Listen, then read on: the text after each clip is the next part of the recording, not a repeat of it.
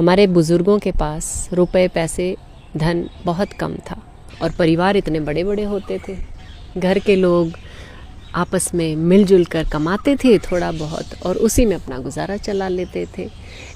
लेकिन आज हमारे पास उनसे कहीं गुना ज़्यादा रुपया पैसा मटेरियलिस्टिक चीज़ें गाड़ी घोड़े सब कुछ जाने कितना गुना है। लेकिन फिर भी हमारे पास वो मुस्कान नहीं है जो उनके पास थी, वो सुख नहीं है जो उनके पास कम होने के बावजूद भी था।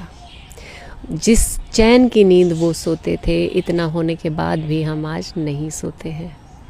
जितना अच्छा खाना वो खाते थे हम इतने पैसे होने के बाद भी नहीं जुटा पाते हैं। जो शुद्धता तब थी आज पैसे ने सारी घटा दी है। हमारे चेहरों पर मुस्कान नहीं है, हम हमेशा दुखी रहते हैं, स्ट्रेस में रहते हैं, एंग्जाइटी रहती है। ना हमारे दोस्त हैं, ना कहने को रिश्तेदार हैं, ना हम कहीं आ जा सकते हैं अपनों के पास। हाँ, पैसा खर्च करके हम बाहर ज़रूर घूम आते हैं, लेकिन उस घुमाई से वो खुशी नहीं मिलती जो हमें छुट्टियों में अपने गांव जाकर मिलती थी, अपने नाना नानी से, दादा दादी से, अपने बहन भाइयों से मिलकर होती थी। तो आज सिर्फ वही रिश्ते नहीं हैं, बाकी सब कुछ है। आजकल हम खुश रहने के लिए जाने क्या क्या प्रयास करते रहते हैं, जबकि खुशी अपनों के साथ होती है और बहुत थोड़े में होती है। खुशी अपने मन में होती है। जिस दिन हम अपने मन को शांत कर लेते हैं वही दिन खुशी का हो जाता है।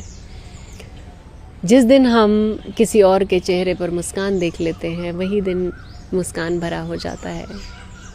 तो खुशियाँ कैसे मिलती हैं वो हमें पता है, लेकिन हम उन्हें ढूंढते ही नहीं।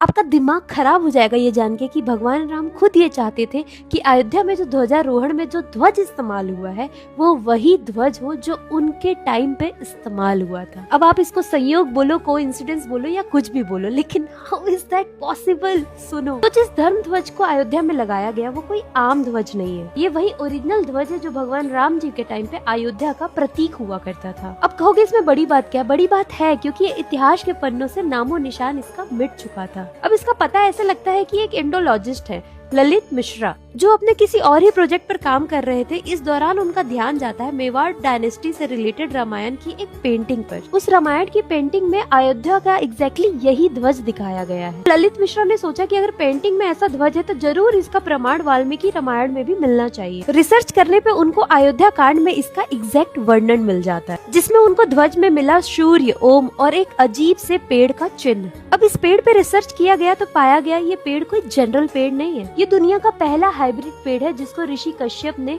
एक्सपेरिमेंट करके पेड़ मंदार और परिजात पेड़ को मिलाकर बनाया था, जिसके बहुत सारे आयुर्वेदिक बेनिफिट्स थे और इसका नाम था कोविदारा वृक्ष। ये धर्म ध्वज इतिहास के पन्नों से गायब हो चुका था, लेकिन जब राम जी खुद चाहे कि 500 वर्ष के संघर्ष के बाद जब राम मंदिर पर ध्वज लहराए तो वही लहराए जो एक वक्त पर अयोध्या का प्रतीक हुआ करता था। तो भला कैसे कोई रोक सकता है? 500 वर्ष बाद झंडा लहराया है, ये सिर्फ एक संयोग तो नहीं हो सकता। जय श्री राम।